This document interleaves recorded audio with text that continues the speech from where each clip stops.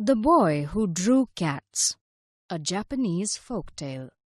Joji grew up on a farm with his parents, brothers, and sisters. The other children helped their father and mother. But Joji only drew on the ground with a stick. He loved to draw just one thing: cats. Small cats, big cats, thin cats, fat cats. Joji, you must stop drawing. How will you ever be a farmer? I'm sorry, Father. I'll try to stop. And Joji did try. But whenever he saw one of the farm cats go by, he forgot about work and drew another cat. Joji will never be a farmer. Maybe he could be a priest. Why don't you take him to a temple? So Joji's father took him to the priest at the village temple. I'll be happy to teach him. From then on, Joji lived in the temple. The priest gave him lessons in reading and writing. Now, the other students worked hard at their writing. But Joji just drew cats. Soon, there were cats everywhere. Joji, you'll never make a priest. Go home. Joji packed his things, but he was afraid to go home. He knew his father would be upset. Then, he remembered another temple in a village nearby. Maybe I can stay with the priest there. He started walking. It was already night when he reached the village. He climbed the steps of the temple and knocked. There was no answer. He opened the heavy door. It was dark inside. He lit a lamp by the door.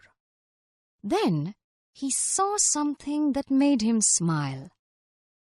All around the big room were folding screens. Joji got out his writing box and made some ink. Then he dipped his brush and started to draw. And what Joji drew was just one thing: cats.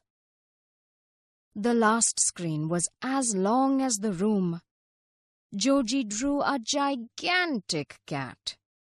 It was the biggest and the most beautiful cat he had ever drawn. After that, Joji got tired. He found a closet and settled inside. He shut the panel door and went to sleep. Late at night, Joji heard something moving outside. It sounded like a fierce animal that was sniffing around the big room. It stopped right in front of the closet. Joji froze with fear. Something shook the floor, and then there was complete silence. He stood trembling in the dark for hours, afraid to look out of the closet. Thud! In the morning, he carefully opened the door and peered out. In the middle of the room lay a monster rat. A rat as big as a lion.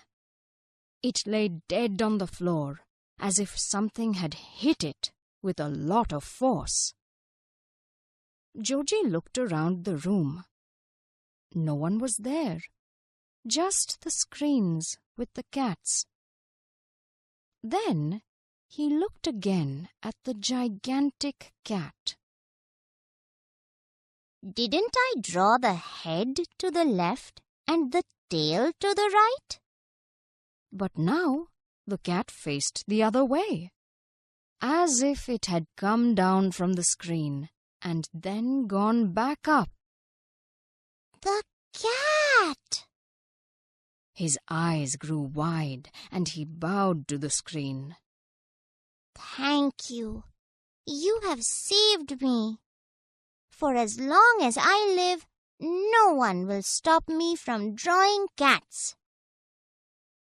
When the villagers learnt that the monster rat was dead, Joji became a hero. He did not become a priest. He did not become a farmer. He became an artist, a great artist. And he became famous for drawing cats.